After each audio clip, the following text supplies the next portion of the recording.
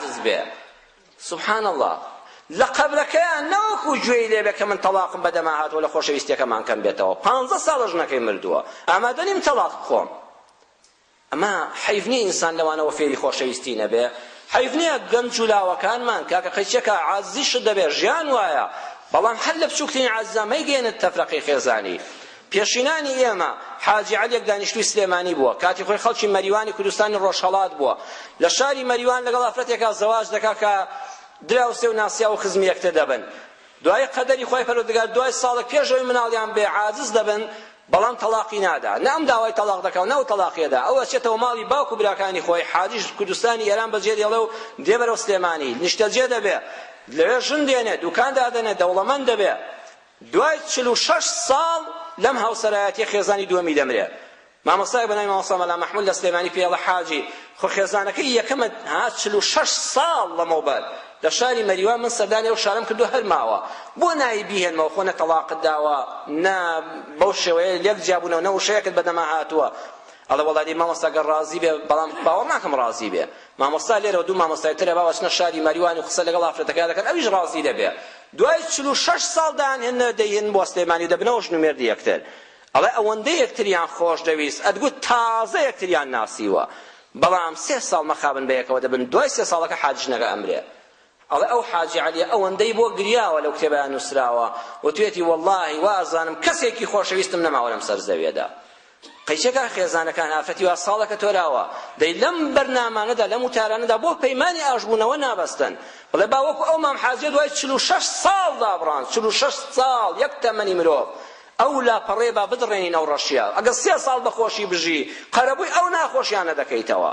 ئەمڕۆ هەرچی عازیز بوو باوەڕتان یەک گوشەی بچووک یەک تەلەفۆنێکی خێزانەکە لێک هەڵدەوەشێ خێرا ڕاکە مەحکەمە و تەلاق و نابێ کۆتایی پێ بێ نەخێر با بۆ خۆیان با لە ڕێی کەسێکی ئیسلاح خوازەوە لە ڕێی حاکمێکی دادپەروەرەوە بە یەک بگەنەوە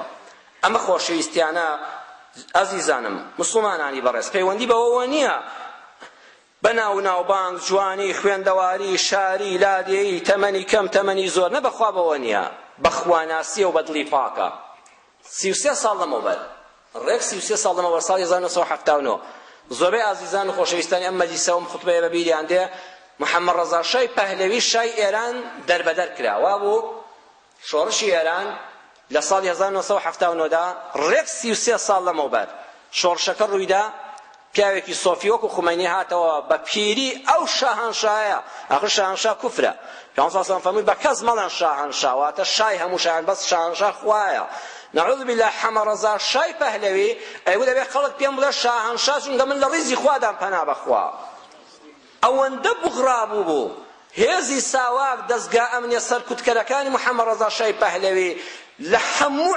دنیادا شتیوان نەبووە ئەو هێزە ساواکەی کە ئێران هەیبووە برا لە لای برا ژن و مێرد نەیتوانی وە قسە لە لای یەکتر بکات چونکە وتێتی نەوەک ساواک گوێی لێبێ ڕەگمان دەردێنێت چاوی مرۆڤیان بە دڕێ لەم سەر لێداوە تازە دڕێ لەو زەمەنە پەیدا بوو لەو سەر لە پشتە سەرەوە دەریان هێناوە ئەوەندە جورمەکانی بە توند و تیژی بەسەر دەرنردووە بەڵام دوای ئەوەی کە 37 ساڵ و 138 ڕۆژ لەسەر حکم بوو دوای 37 ساڵ و 138 ڕۆژ حکمڕانی ئێران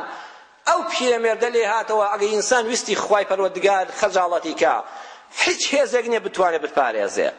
وەڵڵاهی با کار بەدەستان درست لەمانە وەرگرن ئەوە هەر 33 ساڵ تەمەنێکی زۆر نییە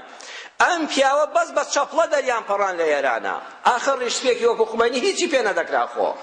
بەس خوای گەورە ئەمەی پیاوەی هێنایەوە ئەمەی پێلابەر هەرچی گەنج و لاوی ئەو وڵاتە بوتی نامانەوی بە تارە هاوار دەکرد چیتان دەوێت لەوە زیاتر عەرەقخانە قومارخانە تریاک کێشان ڕووتی ئافرەت ئەوەی خوا پێی ناخۆشە بۆم حەڵاڵکردن بۆ لێم ڕازی نابن وتیان نامانەوی تەواو نامانەوی یەخوا میلەت بەیەکێ نەڵێ نامانەوی کەوتی ئیڕحەل بڕۆ تازە بێ بڕۆی دادن نادا ڕەزاشان حەمە ڕەزاشان دەرپەڕان وەختی بەهار بوو 3 مانگ لەوە پێش ڕئیسی ئەو کاتەی ئەمریکا بەخۆی بە ژنەکەەوە میوانی ئەو بوو لە تاران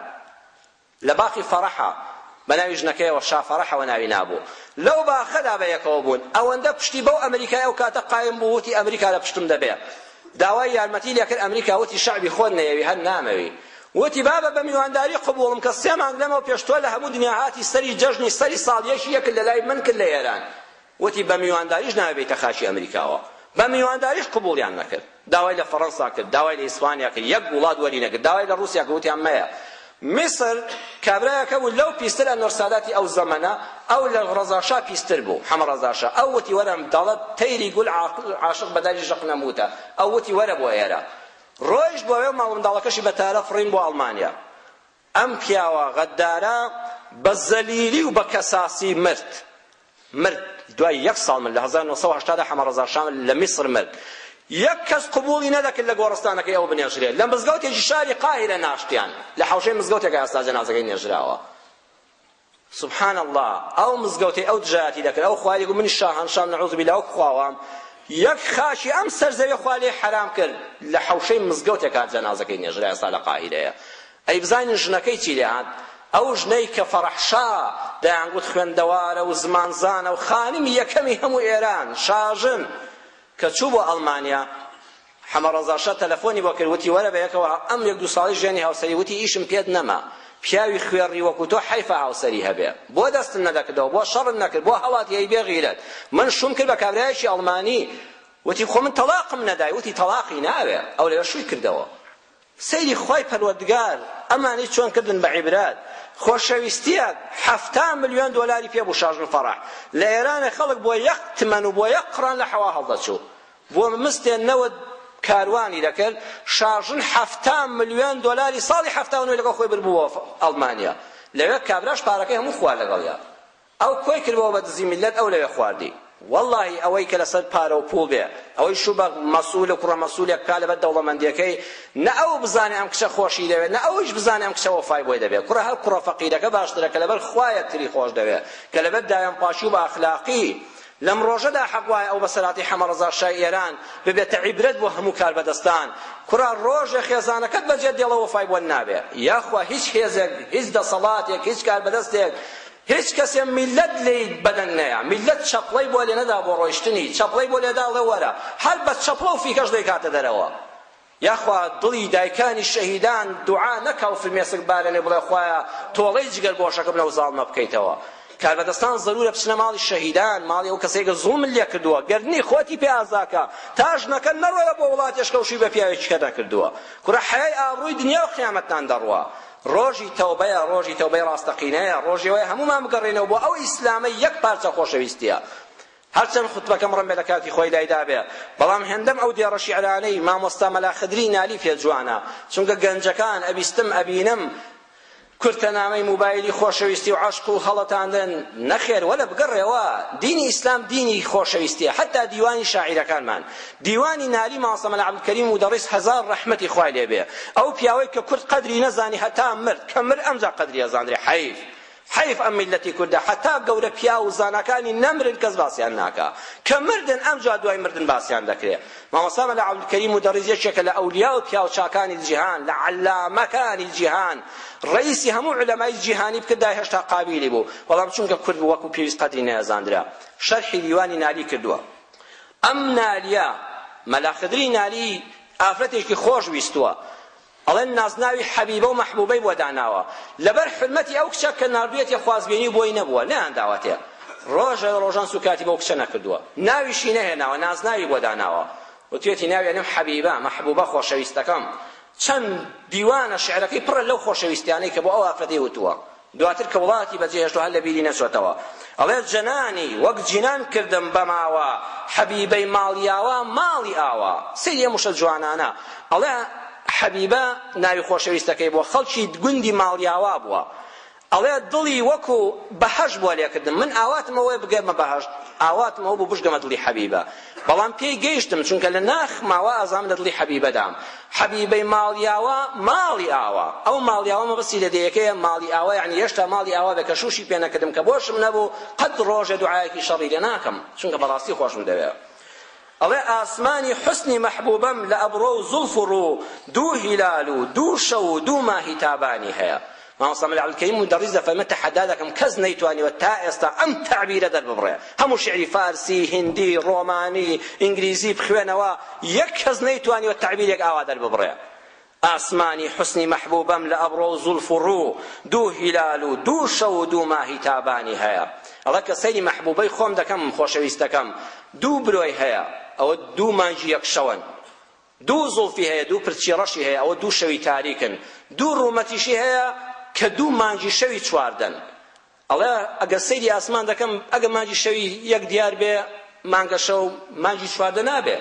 ئەگەر مانگی چواردە هەبێ تاریکە شەو وجودی نابێ بەڵام ئەو مەحبوبەی من لە ئاسمان بەلامەوە خۆشەویستتر و گەورەترە چونکە لە یەک کاتا دوو هیلالی هەیە دوو مانگی یەک شەوە هەردوو برۆکانیەتی دوو پرچی ڕەشی هەیە کە هەردوو شەوە تاریکەکانن لە هەمان کاتشا کە سەیری ڕوومەتی دەکەم مانگی چواردە لە ڕوومەتەکانیا دەدرەوشێتەوە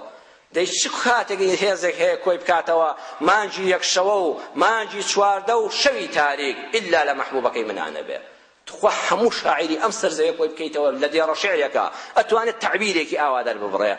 دەی تخوا حیڤنێ گەنجەکانی ئێمە پەنا بۆ نامە موبایلی شعر و نازانم چی خەڵەتاندن بەرن بەڵام ئەو گەورە زانانەی خۆمان ئەو ئەدیبە بەناوبانگانە نەناسن ئێستا یەکێتی ژنان پەیدا بوو لە مقابل یەکێتی پیاوانیش ڕاست بەوە من ناڵم هیچیان خراپن یەکێتی ژنان ڕەنبێ زۆر کاری باشی بۆ ئافرەتانی بەڕێز کردبێ زۆر داڵدەی جاری وایە کاری خراپ نەکراوە یعنی من مەبەستمەوە نێت لە ڕێزی ئەوان کەمکەنەوە بەڵام ئەم یەکێتی ئافرەتان و لە مقابلیشە 7000 پیاو کۆبوونەوە یەکێتی پیاوانیان داناوە ئەم بۆ دژایەتی ئەو بۆ دژایەتی ئەو ئەزان مای ئەوەیە کە ئینسان خەفەت بار بێ کە لە ئامارەکانی تونند و تیژی خێزانیدا ئەڵێ لە ساڵی 2011دا یعنی دوو مانگ لەمەوبەر لە شارێکی وەکو سلێمانی و دەوروبەریدا 111 پیا و تونند و تیژیان لەلایەن خێزانەکانیەوە بەرامبەر کراوە 111 پیا و دارکاری کراون لەلایەن ژنەکانیانەوە لە ماڵ دەرکراون ئەیخۆ لە مقابلی ژنانیش کەم نین کە بەدەستی مێردەکانیان بەدڕندانەترین شێوە کوژراون سەریان لە لاشان جیاکراوەتەوە چاویان دەرێنراوە بە تەور لیاندراوە خۆ ئافرەتانش کەم نین ئەمە ڕەمزی چییە ڕەمزی ئەوەیە کە پشتمان لەم دینی ئیسلامە کرد والله بگەڕێنەوە بۆ ئەو دینا بۆ ئەو ڕێبازی محەممەدە صلی الله عليه وسلم ها ئەو پیاوەی دوای سێک چوو کوڕێکی بەشودرا و ژینهێن ئەم جازانی خۆشەویستی چییە دەبا بگەڕێنەوە ژیانمان پڕکەین لە خۆشەویستی چونکە ژیانێک بەبێ خۆشەویستی بەسەری بەری وەکەوە لە جەهەنەما بژی بەڵام لەسەر دنیا دەژی خوای پەروەردگار ڕەحممان پێ بکەی دڵمان پڕکە لە خۆشەویستی خۆت خوا دڵمان پڕکە لە خۆشەویستی ئەو خۆشەویستەی کە ئێمە لە مانگی مەولودی ئەوین خوا لە سیرە و سنەتی شارەزامان کە کار بکەین بە سنەتەکانی بە ڕێبازەکەی إحياء السنة بيتوا لنا أمة دا إن شاء الله يا ربي خوايا خوشويستي خيزاني وهاوسري لنا وان هاوسر كان دا زياد كي أو كروخشاني بتماي زواجن بحلالي بباكي بدايم باشي بيك بغن يا ربي خوايا كاراساني عم بوبكي يا ربي خوايا همو گنجولا وكابن بحلالي بجاني هاوسري وباشي خوايا شاد بن خوايا پروردگار أو خيزاني ناكوكن إصلاح الحال عم بكي خوايا پروردگار أو نخوشاني كداوي دعاي خير لمسلماناني دز بدز نجي أهل قبلة دكن خوايا شفاء بخير عم بوبنيدي يا ربي خوای ئەو پیاوانی کە گرفتارن مصیبەتی گەورەیان لێ قەوماوە خوای گەورە تۆ نەبێ کارەکان ئاسان نابێ یا ربی خوای کار ئاسانیان بۆ بکەی خوای ئەو گرفتە گەورەیان لەسەر لابەری خوای ڕەحم بە حاڵی هەموو لایەکمان بکەی و عاقبەتی هەموو لایەکمان بەخێر بجێڕی آمین آمین والحمد لله رب العالمين الحمد لله رب العالمين أشهد أن لا إله إلا الله وحده لا شريك له وأشهد أن سيدنا محمدا عبده ورسوله اللهم صل على سيدنا محمد وعلى